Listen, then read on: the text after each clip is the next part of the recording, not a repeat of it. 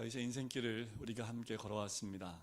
그가 태어나고 또 사무엘에 의해서 기름 부음을 받고 사울에게 쫓겨다니면서 그 갖은 고난과 그 아픔과 죽음의 고통 가운데 통과했고 또 왕으로 다시 기름 부음을 받아서 왕으로 세워지면서 여러 나라와 함께 전쟁이 있었던 그 모든 여정들, 그러다가 넘어지지요.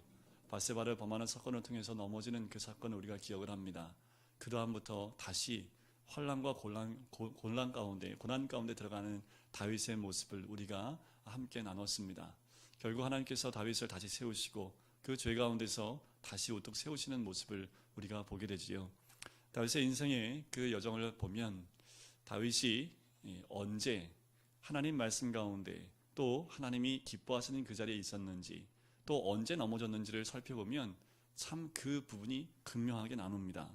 언제 하나님과 딱 붙어 있었냐 하면 광야의 길을 걸을 때 다윗은 흔들리지 않습니다.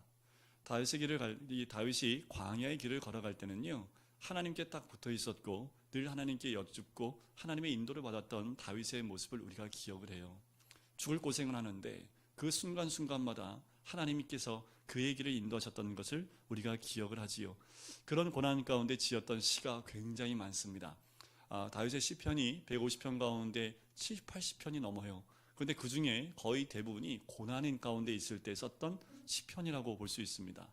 고난 가운데 드렸던 찬송과 찬양이 얼마나 값지고 또 얼마나 아름다웠던지 그 시편을 보면 구구절절 그 마음 가운데 있었던 하나님의 마음들, 하나님이 향한 마음이 그곳에 다 믿음으로 고백되어져 있는 것을 보게 됩니다. 고난 가운데 있을 때 우리도 마찬가지입니다. 하나님께 더 가까이 나가지요. 참 힘들고 어려울 때 더 하나님께 가까이 나가고 하나님께 엎드리고 하나님 말씀에 귀를 기울이고 하나님 말씀의 음성에 또 순종하는 우리의 모습을 발견하기가 참 좋습니다. 그런데 삶이 평안하고 또 삶에 어려움이 없을 때 다윗이 왕으로서의 그 모든 것을 평정하고 그 주변의 사건과 어떠한 전쟁도 있지 않을 때 제일 먼저 찾아왔던 것이 밧세바 사건이었다라는 거지요. 삶이 평안하고 또 삶에 항상 고난이 없는 인생의 광야가 다 끝났을 그 시점을 보면 우리 모두가 넘어지기 너무도 쉬운 그 마음의 상태에 들어가기가 너무 쉽다라는 겁니다. 잘 나갈 때는요, 모든 권력과 고난이 자기 손에 있을 때 그 권력과 고난을 그냥 자기 마음대로 휘두르는 그런 모습에 넘어지는 것을 보게 되지요. 여러분들 요새 체육계에서 미투 운동이 일어나고 있습니다. 상황을 가만히 보니까 권력이 한 사람 손에 들어가니까 너무나 많은 사람들이 피해를 입고 고난 가운데 있는 그 여정들을 우리가 다 보고 어떻게 저렇게 할 수 있을까? 사람이 어떻게 저렇게 할 수 있을까? 우리 모두가 공감을 합니다. 그런데 더 안타까운 건 뭐냐 하면 그렇게 고난을 가지고 휘둘렀던 그 사람도 자기가 그렇게 연습하고 있을 때 선수 시절에도 자기도 그렇게 맞았다라는 거지요. 그 맞으면서 그것이 너무도 싫었던 그 본인이었는데 본인이 똑같이 그런 일들을 반복하고 있는 모습을 봐요. 고난이라는 것, 권력이라는 것이 손에 들어오게 되면 아마도 그렇게 그 권력을 휘두르려고 하는 그런 모습이 모든 사람들 마음 가운데 있는 것이 아닌가라는 생각을 하게 됩니다. 오늘 본문은 다윗이 밧세바 사건 이후로 또 한 번 큰 죄를 저지르는 그 사건이 오늘 마지막 24장에 기록되어져 있습니다. 한번 생각해 보세요. 만약에 저도 제 일대기를 한번 쓴다면 마지막을 뭐로 쓰고 싶을까요? 어떤 내용을 쓰고 싶을까요? 좀 이렇게 아름답고, 좀 이렇게 조금 포장을 요만큼 좀 보태서 포장지를 조금, 요새 과자 보면은 풍선 가득 들어가 있듯이 이렇게 좀 겉을 좀 아름답게 뭔가를 좀 하고 싶은 마음이 있을 텐데, 오늘 다윗의 맨 마지막, 이 마지막 장에 보면 마지막 일대기 끝이 나는데 그 마지막 에피소드가요, 인간이 갖고 있는 그 오류와 추함을 여과 없이 그냥 드러내놓는 그 모습을 보게 됩니다. 다윗도요, 자기 자신의 그 죄에 몸소리를 치는 모습을 오늘 본문에서 발견할 수 있습니다. 다윗처럼 그 정도의 죽을 고비를 넘겼다면, 그래서 그 광야를 통과했다면 이제 죄에 대해서는 더 이상 상관없는 삶을 살아야 되는 것이 마땅하지 않을까라는 생각이 들어요. 그 광야를 통과할 때 10여 년을 그런 죽을 고생을 했는데 그 정도 광야를 통과했으면 이제 죄는 쳐다보기도 싫을 만큼 죄에 대해서는 고개를 돌리는 것이 정상일 것 같은데 인간이라는 게 그렇지 않다라는 겁니다. 사람은 어느 순간 하나님의 은혜가 떠나면 바로 죄가 고개를 드는 그 사람이 우리 인간이라는 거지요. 성숙이요. 우리가 성숙하면 죄에서 멀어지지요. 근데 언제가 더 성숙한 줄 아십니까? 모든 것이 다 끝났을 때가 아니라요, 고난 가운데 있을 때 더 성숙한 것이 아닌가라는 생각을 해보게 됩니다. 우리는 한순간도 주님께 붙잡혀 있지 않으면 어느 순간에도 우리 죄의 그 고개가 바짝 들게 되는 그 모습이 우리들의 모습이라는 거지요. 다윗이 죄인임을 고백할 수밖에 없는 모습을 보면서 힘이 있을 때, 그리고 내게 어떤 힘과 능력이 있을 때 그때 더 조심해야 되지 않을까. 여러분들 무엇을 가지고 있습니까? 내가 무엇을 가지고 있느냐에 따라서 그 가지고 있는 것 가지고 우리는 무엇인가 행동을 하게 된다는 것이요. 예를 들면 베드로는 예수님이 마지막 기도를 하셨을 때 그 겟세마네 기도에서 손에 뭘 들고 있었던가요? 칼을 들고 있었지요. 칼 가지고 뭐 했던가요? 휘둘렀지요. 우리의 손에 무엇이 있느냐에 따라서 그 가지고 있는 것 가지고 우리는 휘두를 수밖에 없습니다. 그래서 성경에 가장 복된 사람, 어떤 사람이 복되다고 얘기합니까? 가난한 자는 복이 있나니. 그 가난이라는 건 뭐예요? 손에 아무것도 안 쥐어있다는 거거든요. 우리가 손에 무엇인가 쥐고 있는 그 순간 그걸 가지고 무엇인가 하려는 욕구가 생길 수밖에 없다라는 겁니다. 지금 오늘 본문의 24장에 보면 다윗의 위치가 굉장히 견고했던 것 같습니다. 우리 23장과 그 앞장에 보면 많은 다윗 주변으로 많은 용사들이 세워졌습니다. 이방에서 온 용사들도 있고요. 그리고 이스라엘 땅 가운데 있는 굉장히 힘이 있는 그 장군들이 다윗 위로 주위로 모여들게 되지요. 그래서 더 이상 다윗은 흔들림 없이 강한 정부와 그리고 강한 힘을 가지고 있을 때가 이때입니다. 그런데 이렇게 강한 힘을 가지고 있을 때가 가장 위험할 때입니다. 이렇게 다윗이 부강했을 때가 있었을까 할 만큼 그 주변에 어떤 나라도 위협할 수 없는 그런 환경 가운데 있는 이때가 가장 위험할 때라는 거죠. 왜 그럴까요? 마음이 높아진다라는 겁니다. 내가 더 이상 무엇인가에 의해서 공격을 당하지 않는 그렇게 확고한 그리고 그렇게 단단한 위에 있으면 마음이 자연스럽게 높아질 수밖에 없는 거지요. 그걸 누가 이용할까요? 사단이 이용을 합니다. 자, 오늘 본문 말씀에 나오는 24장 말씀이요, 역대상 21장에 똑같이 적혀 있는데요. 오늘 1절 말씀에 보면은 이렇게 나오지요. 여호와께서라고 얘기합니다. 여호와께서 다시 이스라엘을 향하여 진노하사 그들을 치시려고 라고 나오지요. 그런데 역대상 21장 1절에 보면 사단이라는 말이 먼저 나옵니다. 사단은 다윗의 마음을 격동시키고요, 다윗의 그 높아진 마음을 흔들어 놓는 것을 보게 되는 거지요. 여러분들, 우리가 높은 위치에 올라갈 때, 때로는 어느 정도의 힘 있는 자리에 올라갈 때 우리가 늘 입으로 고백해야 될 모습이 있습니다. 제가 주의 종의 길을 갈 때 제 마음에 가진 호입니다. 호라고 말하면 좀 이렇게 좀 그렇게 좀 그런데 제 마음 가운데 제 이름 앞에 이걸 항상 붙이고 있어야겠다라는 생각을 가진 한 문장, 몇 단어가 있습니다. 뭐냐 하면 무익한 종이라는 거거든요. 항상 우리가 어느 위치에 있든지 나는 무익한 종입니다 라는 그 마음을 가지고 있다면 흔들리지 않는, 마음이 높아지는 가운데 가지 않을 것이라는 생각이 들어요. 요 근래 큰 교회들이 너무 많이 넘어지고 있습니다. 너무 사건들이 많지요. 대부분이 돈에 대한 부분들과 그리고 자녀에게, 자기 자식에게 교회를 되물림하는 그 사건이 가장 크지요. 이런 사건들이 왜 나올까요? 아마도 이 사건들은 그래요, 무익한 종이라는 그 마음이 사라지고 사람이 마음이 높아지면 이 욕구가 생기고 욕망 때문에 넘어지는 모습이 아닐까라는 생각이 듭니다. 여러분들 누구한테 만나든지요, 늘 이렇게 고백해 보세요. 저는 무익한 종입니다. 그냥 더 뭐 말할 것도 없지요, 그지요? 여러분들 어느 곳에 있든지 누굴 만나든지 또 내가 어떤 위치에 있든지 항상 저는 무익한 종입니다 라는 그 마음을 가지고 있다면 우린 주님 앞에서 넘어지는 일이 없지 않을까라는 생각을 해보게 됩니다. 다윗이 노년에 자기 인생을 정리할 시점에 유혹에 넘어졌습니다. 내 세력이 얼마나 큰지를 한번 가늠해보고 싶었던 거지요. 바로 크기의 우상 숭배에서 벗어나지 못하는 모습들을 봐요. 예수님과 함께 걸었던 제자들이 항상 싸웠던 게 뭐였다고요? 네가 크냐? 내가 그 양입니다. 예수님이 옆에 계신데도 제자들은 늘 크기에 따라서 크기를 가지고 싸웠다라는 겁니다. 우리가 쉽게 넘어지는 것들이 이런 겁니다. 크다, 크기의 싸움이라는 거지요. 우리는 좀 큰 것을 찾게 되고 더 큰 것을 바라는 그런 모습들이 있지요.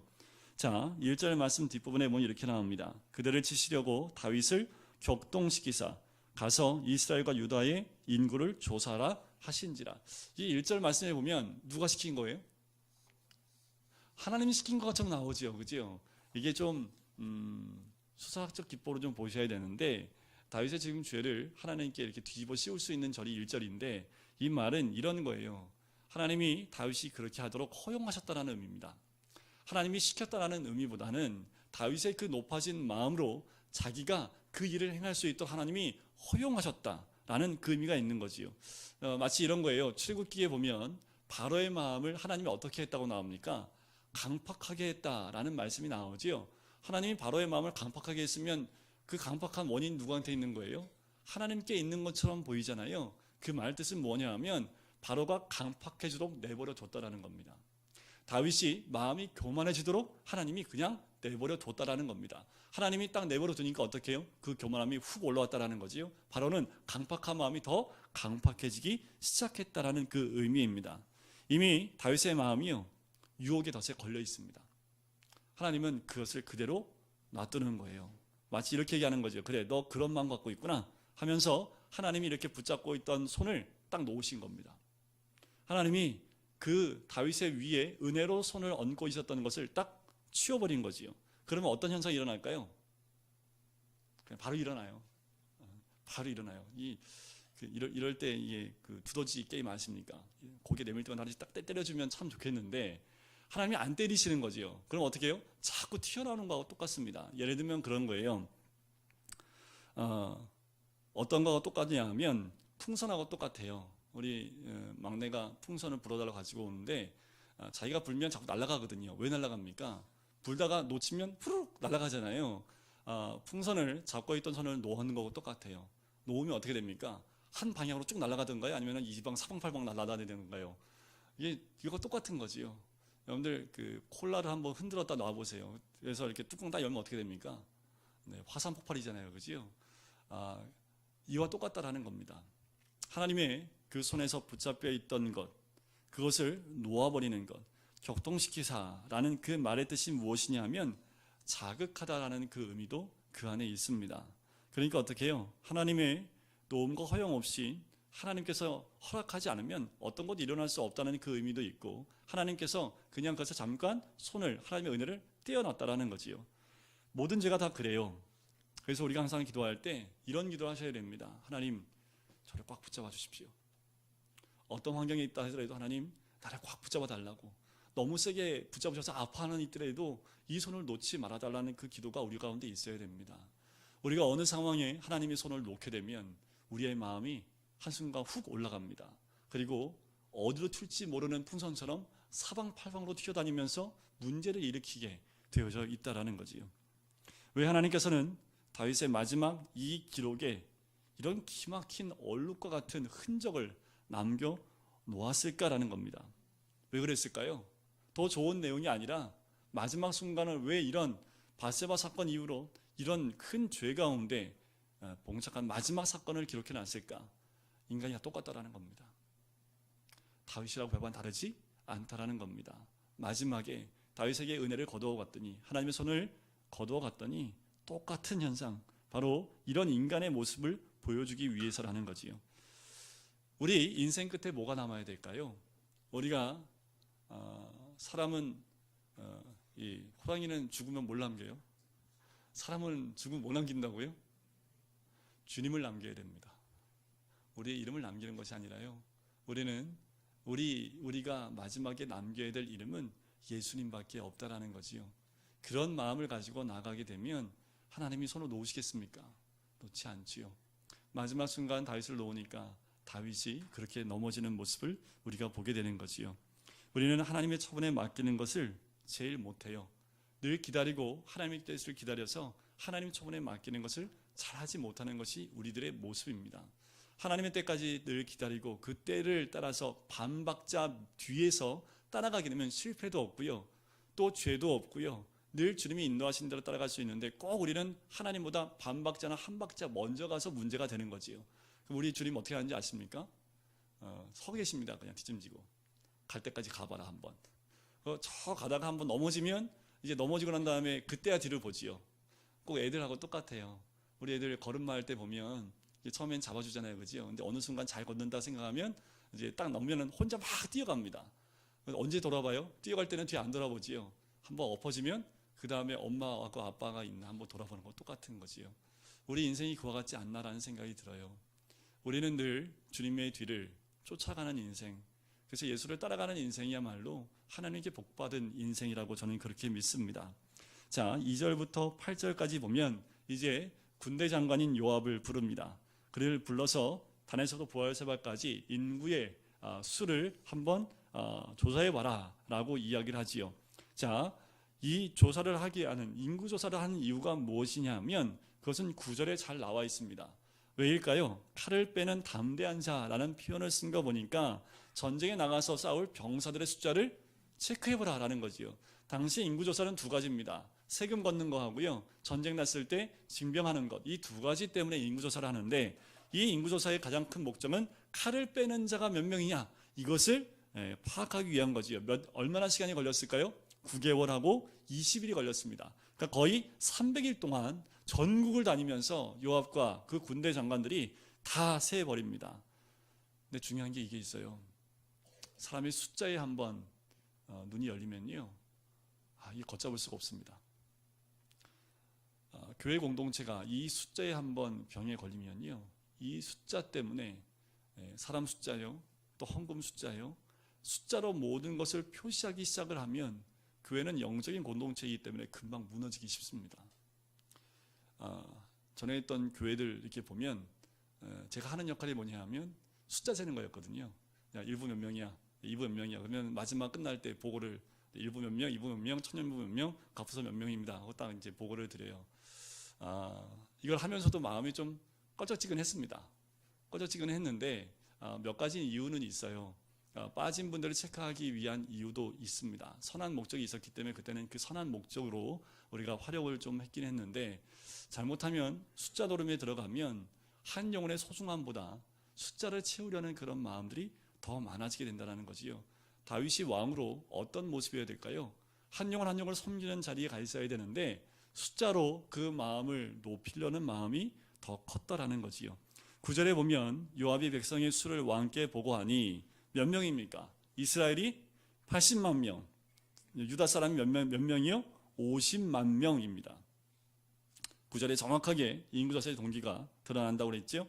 자, 이 이유는 뭐냐면 왕국을 유지하기 위한 그 병사들, 전사가 필요했던 거지요.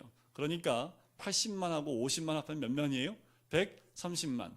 그냥 장정만, 싸움에 나갈 수 있는 힘 있는 사람만 130만 명이라는 거지요. 딱 들었을 때 어떤 마음이었을까요?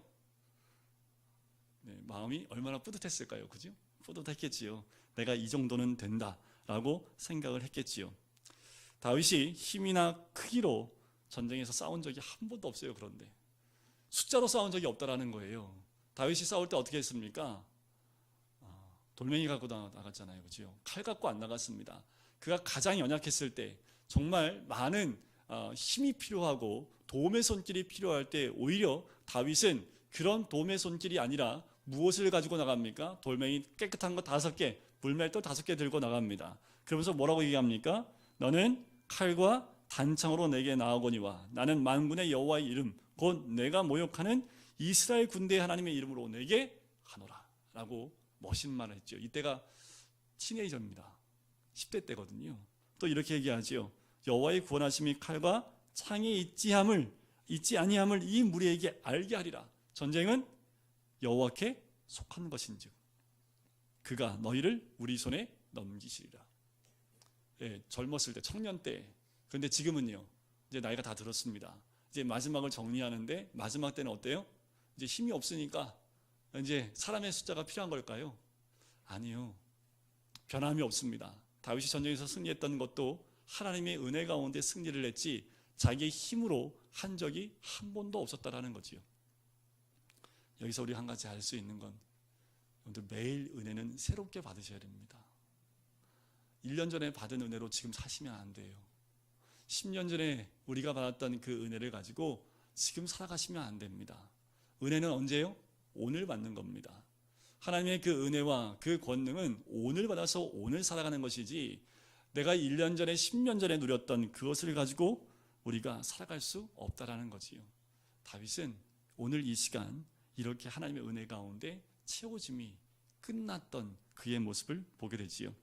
자, 인구조사를 하게 되는데 요압이 인구조사 하기 전에 뭐라고 얘기합니까? 3절 한번 보시겠어요? 3절 한번 같이 읽겠습니다. 시작. 요압이 왕께 아뢰되 이 백성이 얼마든지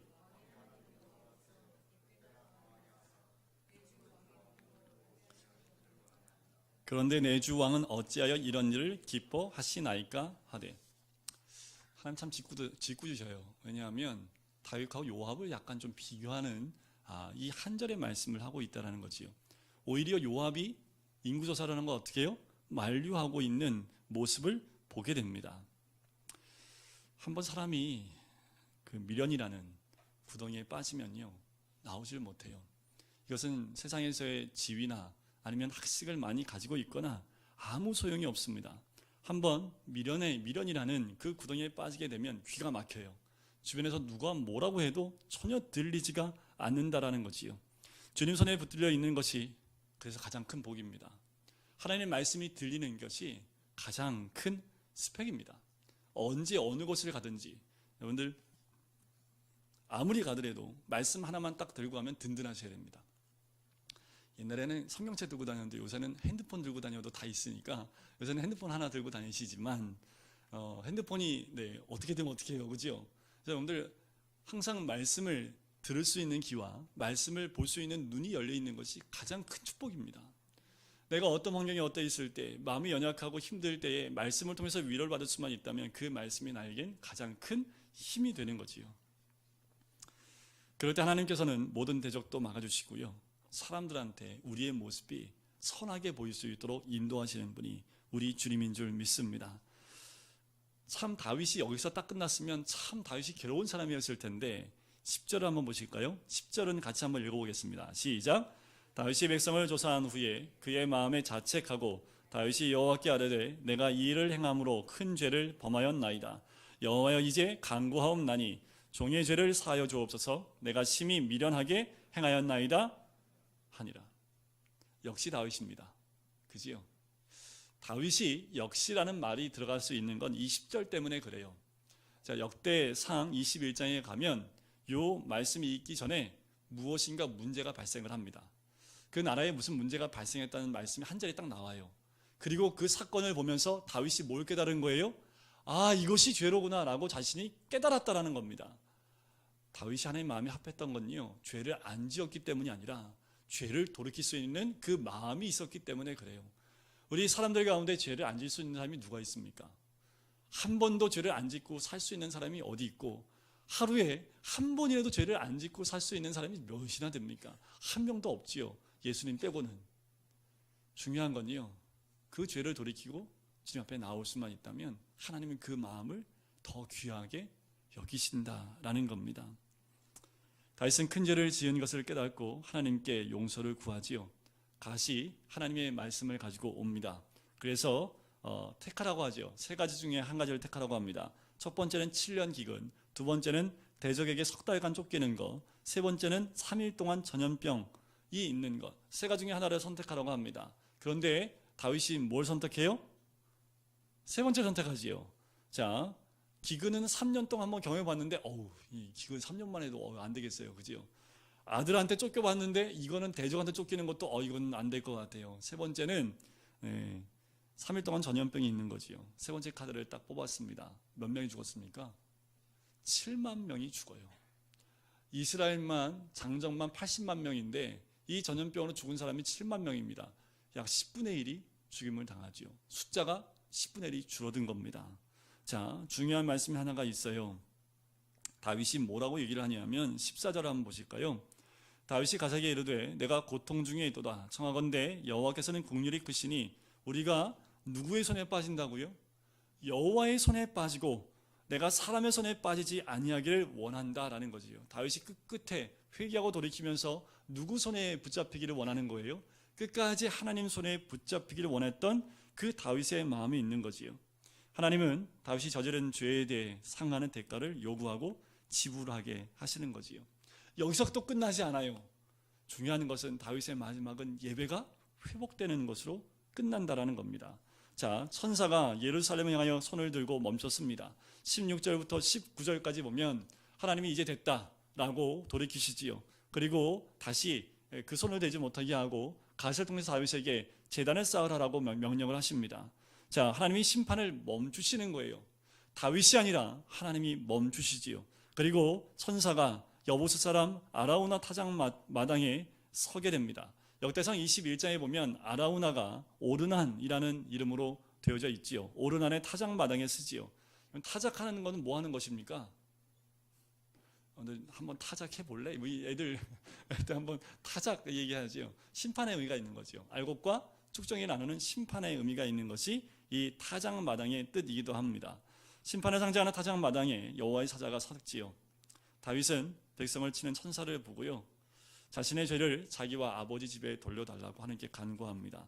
그때 하나님께서 제단을 쌓으라고 명령을 하시지요. 그게 23절부터 25절에 이제 다윗은 그 명령을 따라서 아라우나의 그 집에 가서 그 집을 사고 제단을 쌓는 모습이 23절부터 25절에 등장을 합니다. 자, 아라우나는 제단을 쌓을 이 타작 마당과 그 제단에 쓸 모든 것을 그냥 바치겠다고 하는데 다윗은 어떻게 해요? 값을 주고 사겠다라고 이해합니다. 오늘 본문에 보면 은 50세겔로 사게 되어 있는데 역대상에는 금 600세겔로 되어져 있어요. 굉장히 크기가 차이가 나지요. 지금 사무엘에 나오는 은 50세겔은요 제사에 필요한 그거에 대한 금액이고요. 역대상에 나오는 금 600세겔은 그 땅과 모든 것을 포함한 그 집을 다 사는 데 들어가는 비용이 600세겔 정도 되게 됩니다. 자, 하나님의 용서는 값을 지불해야 받을 수 있는 거지요. 구원은 절대 공짜가 없습니다. 여러분들 구원은 공짜입니까? 아니지요. 무엇으로 구원을 받을 수 있어요? 믿음으로요. 예수 그리스도를 믿는다는 것은 무엇을 의미합니까? 내 죄를 위해서 예수님이 십자가에서 예수님의 생명을 내 대신 다 값으로 지불했다라는 그 의미 아닙니까? 다윗에게도 그 값을 지불하라라고 하는 거지요. 그런데 이 타작 마당이 나중에는 어떤 곳이 됩니까? 하나님의 성전이 세워지는 곳이 돼요. 아하, 다윗의 마지막이요 이렇게 아름답게 끝납니다. 죄를 지었을지언정 죄로 끝나는 것이 아니라 돌이켰던 다윗, 그리고 값을 지불하여 샀던 그 제단을 쌓던 그 자리가 결국 하나님의 성전을 짓는 그 자리로 남게 되는 거지요.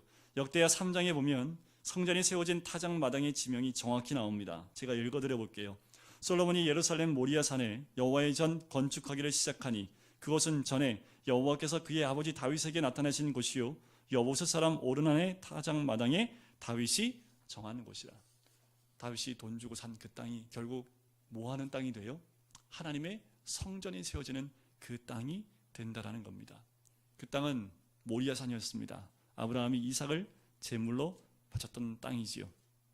그 산이었습니다. 모리아 산에서 이삭 대신 짐승으로 대신했지요.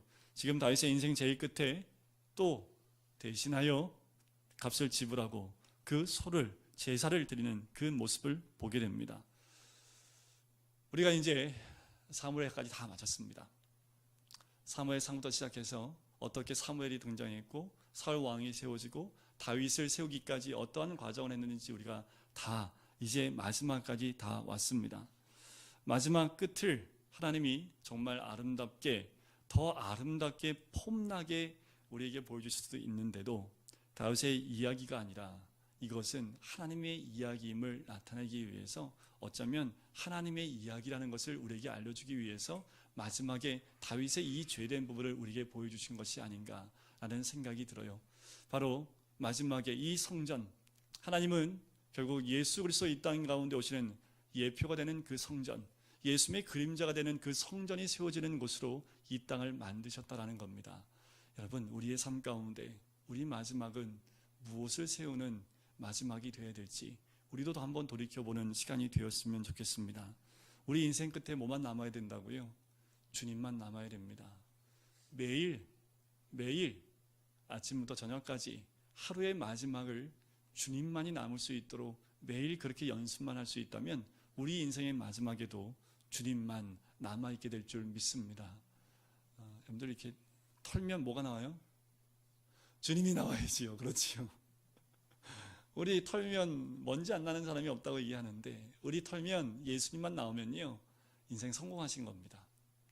하나님이 보장해 주시는, 하나님이 또한 보호하시는 인생이 되기 때문에요 여러분들 열심히 우리 털어서 예수님만 나올 수 있도록 우리 삶 곳곳에 예수님이 정말 그 자리를 차지할 수 있도록 그리고 그곳에 하나님이 약속하신 성전이 세워질 수 있도록 우리가 그렇게 주님 앞에 나가는 인생이 될 때 하나님께서 우리를 통해서 성령의 놀라운 불길들을 우리의 심령 가운데 세워주는, 그래서 매일매일 예수님을 따라가시는 우리 모든 성도님 되시기를 주님의 이름으로 간절히 축원드립니다. 우리 같이 찬양 드릴까요?